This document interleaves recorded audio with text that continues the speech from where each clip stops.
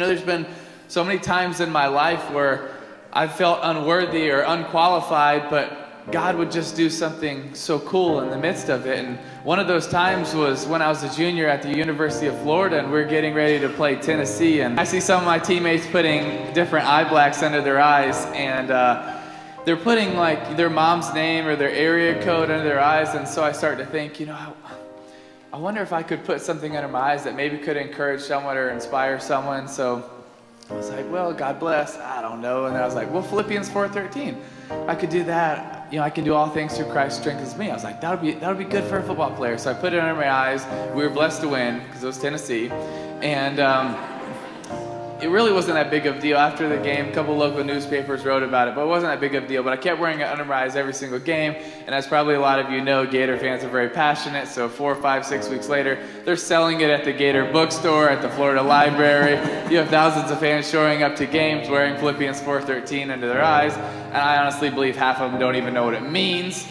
I had one guy, his name was Phil, come up to me and said, hey, did you wear that under your eyes for me? It's like, no, it's a Bible verse. What are you talking about? And so we get to the SEC championship game at the end of the year, and we're getting ready to run out of the tunnel. And football's kind of one of those things where you have such tunnel vision. It's just one thing at a time, one thing at a time. And as I was getting ready to run out of the tunnel, I really felt like God was putting in my heart to change the verse. I was like, really, right now?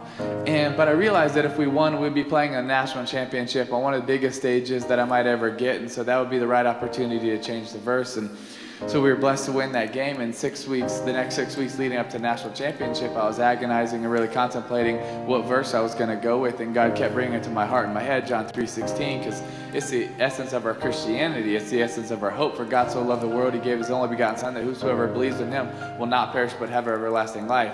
It's what gives us hope as Christians. So I decided to go with that. And so 2 days before the game, I went up to my parents' hotel room in Miami, Florida, and I was like, Mom, Dad, I've decided to change the verse, and we're going to go with John 3:16. My mom's super sweet and supportive. Oh, that's great, honey. My dad's like, well, have you told Coach Meyer? Because he says he just likes his routines, but that dude is so superstitious, it's ridiculous.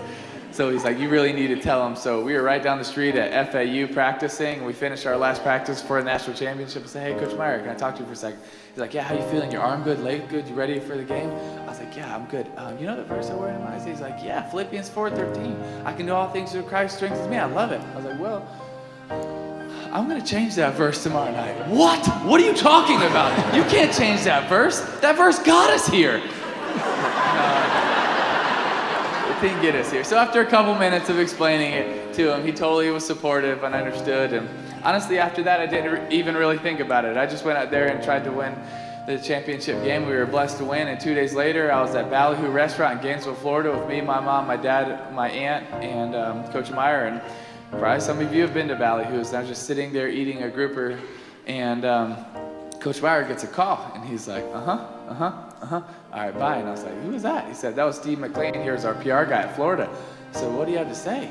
He said, did you know that during that game, 94 million people Googled John 3:16? And honestly, my first thought was, how the heck do 94 million people not know John 3:16?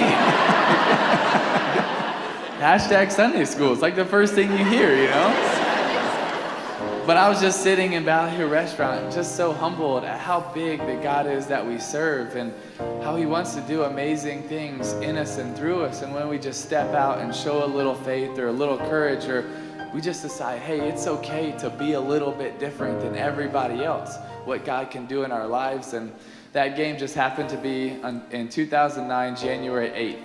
Well, exactly 3 years later, January 8th, 2012, we just happened to be playing the Pittsburgh Steelers. And I never even thought about John 3:16 one time, so I can't take any credit for it. I just tried to go out there and win a playoff game, and we were blessed to win this crazy playoff game in overtime. And I run in and try to, shower really quick and change because I wanted to go celebrate with my family. So I'm running to go and do my press conference really quick because I love talking to the media.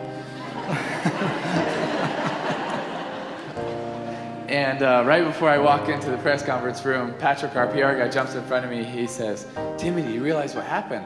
I was like, yeah, we just beat the Steelers. We're going to play the Patriots. Like, let me do this. He's like, no, do you realize what happened? I was like, I guess not. He said, Timmy, it's exactly three years from the night you wore John 3:16 under your eyes. I was like, oh, that's pretty cool. And he was like, no, you don't realize during the game you threw for 316 yards. Your yards per completion were 31.6. Your yards per rush were 3.16. The ratings for the night were 31.6, and the time of possession was 31.06. And during the game, 90 million people Googled John 3:16, and it's the #1 trending thing on every platform.